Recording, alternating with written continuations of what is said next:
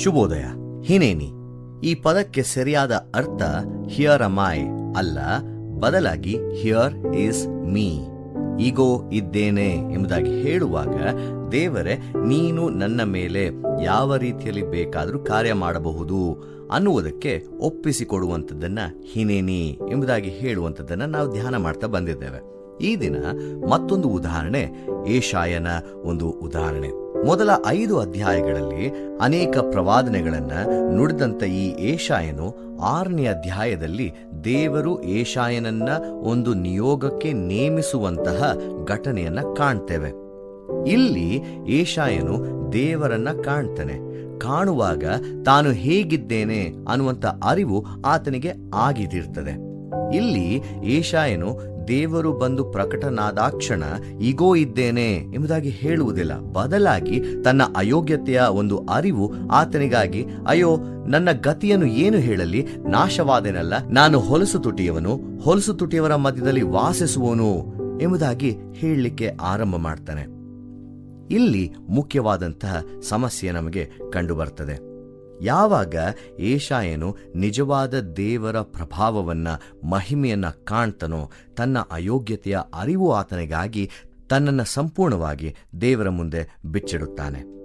ಆ ಸಮಯದಲ್ಲಿ ಅಲ್ಲಿದ್ದಂತಹ ಒಬ್ಬ ಸೆರಾಫಿಯರು ಬಂದು ತಂಡಸದಲ್ಲಿರುವಂತಹ ಒಂದು ಕೆಂಡವನ್ನ ಕೈಯಲ್ಲಿ ಹಿಡಿದು ಆತನ ಬಾಯನ್ನು ಮುಟ್ಟಿಸಿ, ಈಗೋ ಇದು ನಿನ್ನ ತುಟಿಗಳಿಗೆ ತೆಗಲಿತು, ನಿನ್ನ ದೋಷವು ನೀಗಿತು, ನಿನ್ನ ಪಾಪಕ್ಕೆ ಪ್ರಾಯಶ್ಚಿತ್ತವಾಯಿತು ಅಂದಾದ ನಂತರ ಬರುವಂತ ನಿಯೋಗದಲ್ಲಿ ಇಲ್ಲಿ ಏಷಾಯನ ಪ್ರತ್ಯುತ್ತರ ಈಗೋ ನಾನಿದ್ದೇನೆ ಅನ್ನುವಂಥದ್ದಾಗಿರ್ತದೆ.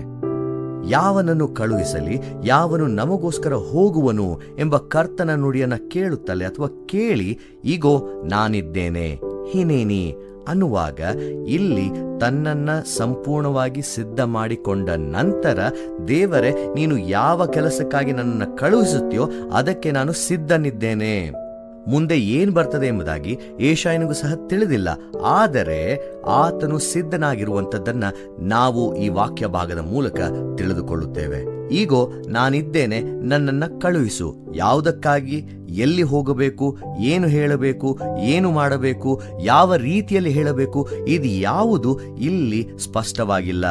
ಅದರ ಬದಲಾಗಿ ಏಷಾಯನು ನಾನಿದ್ದೇನೆ ಎಂಬುದಾಗಿ ಒಪ್ಪಿಸಿ ಕೊಡುವಂಥದ್ದನ್ನ ನಾವು ನೋಡ್ತೇವೆ. ಇಲ್ಲಿ ಇದಾದ ನಂತರ ದೇವರು ಹೇಳುವಂತ ಕಾರ್ಯಗಳು ನೋಡಿ. ನೀವು ಕಿವಿಯಾರೆ ಕೇಳಿದರೂ ತಿಳಿಯಬಾರದು, ಕಣ್ಣಾರೆ ಕಂಡರೂ ಗ್ರಹಿಸಬಾರದು, ಈ ಜನರ ಹೃದಯಕ್ಕೆ ಕೊಬ್ಬೇರಿಸಿ ಕಿವಿಯನ್ನು ಮಂದ ಮಾಡಿ ಕಣ್ಣಿಗೆ ಅಂಟು ಬಳಿ.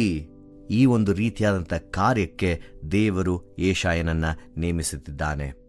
ಜನರು ಸಂಪೂರ್ಣವಾಗಿ ಬದಲಾಗುವಂತಹ ಒಂದು ಕಾರ್ಯಕ್ಕೆ, ಬದಲಾಗದೆ ಹೋದರೆ ಅವರು ಬಹಳ ಘೋರವಾದಂತಹ ಶಿಕ್ಷೆಯನ್ನ ಅನುಭವಿಸುತ್ತಾರೆ ಅನ್ನುವಂಥ ಕಾರ್ಯಕ್ಕೆ, ಇಲ್ಲಿ ಬಹಳ ದೊಡ್ಡ ಸವಾಲನ್ನ ಒಡ್ಡುವಂತ ಒಂದು ಕಾರ್ಯಕ್ಕೆ ಏಷಾಯನನ್ನ ಕರೆಯುತ್ತಿದ್ದಾರೆ. ಏಷಾಯನಿಗೆ ಇದರ ಅರಿವು ಇಲ್ಲ. ಅನೇಕ ಬಾರಿ ನಾವು ನಮ್ಮ ಜೀವಿತಗಳಲ್ಲಿ ಹಿನೇನಿ ಎಂಬುದಾಗಿ ಹೇಳುವಾಗ ಹೇಗೆ ಮೋಶೆಗೆ ಅರಿವಿರುವುದಿಲ್ಲವೋ, ಹೇಗೆ ಅಬ್ರಾಹಮನಿಗೆ ಅರಿವಿರುವುದಿಲ್ಲವೋ, ಹೇಗೆ ಸಮುವೇಲನಿಗೆ, ಆಗ ತಾನೇ ಸೇವೆಗೆ ಬಂದಂತ ಸಮುವೇಲನಿಗೆ ಅರಿವಿರುವುದಿಲ್ಲವೋ, ಅದೇ ರೀತಿಯಲ್ಲಿ ಏಷಾಯನು ಸಹ ಪ್ರತ್ಯುತ್ತರವನ್ನ ಕೊಡುವಂಥದ್ದನ್ನ ನಾವು ಕಾಣ್ತೇವೆ. ಒಂದು ಇಲ್ಲಿ ಸ್ಪಷ್ಟವಾಗಿರುವಂಥದ್ದು, ದೇವರು ಕರೆದಿದ್ದರೆ ದೇವರೇ ಮುಂದೆ ನಡೆಸುವಾತನು ಆಗಿರುತ್ತಾನೆ. ಹಾಗಾಗಿ ನಾನು ಸಿದ್ಧನಿದ್ದೇನೆ, ನಾನು ಇದ್ದೇನೆ, ಈಗೋ ನಾನಿದ್ದೇನೆ ಅನ್ನುವಂಥ ಉತ್ತರ ಏಷಾಯನದು ಆಗಿರ್ತದೆ. ಇಲ್ಲಿ ಏಷಾಯನಿಗೆ ಬಹಳ ಸವಾಲನ್ನ ಒಡ್ಡುವಂತಹ ಒಂದು ಸನ್ನಿವೇಶ. ಈತನು ಸುಮಾರು ಕ್ರಿಸ್ತ ಪೂರ್ವ 8ನೇ ಶತಮಾನದಲ್ಲಿ ಕಂಡು ಬರುವಂತಹ ಒಬ್ಬ ಪ್ರವಾದಿ. ಜನರಿಗೆ ಬಹಳ ಟೀಕೆಗಳನ್ನ ಹಾಗೂ ಬಹಳ ಕಡುವಾಗಿ ಹೇಳುವಂತ ಭಾಷೆಯನ್ನ ಹೊತ್ತಂತ ಪ್ರವಾದನೆಯ ಗ್ರಂಥ ಏಷಾಯನ ಪ್ರವಾದನೆಯ ಗ್ರಂಥ.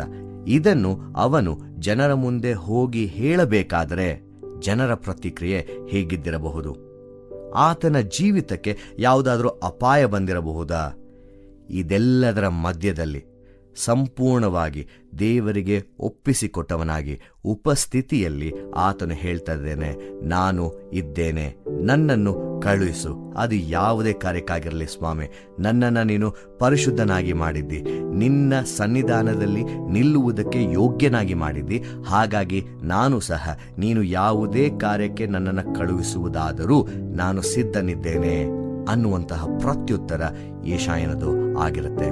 ನನ್ನ ನಿಮ್ಮ ಜೀವಿತದಲ್ಲಿ ದೇವರು ಒಂದು ನಿಯೋಗಕ್ಕೆ ಕರೆಯುವಾಗ ಆ ನಿಯೋಗ ಹೇಗೇ ಇದ್ದರೂ ಪರವಾಗಿಲ್ಲ, ನಾನು ದೇವರ ನಾಮದಲ್ಲಿ ಮುಂದೆ ಹೋಗುತ್ತೇನೆ ಅನ್ನುವಂಥ ಭರವಸೆ ನನ್ನದು ನಮ್ಮದು ಆಗಿರ್ತದ.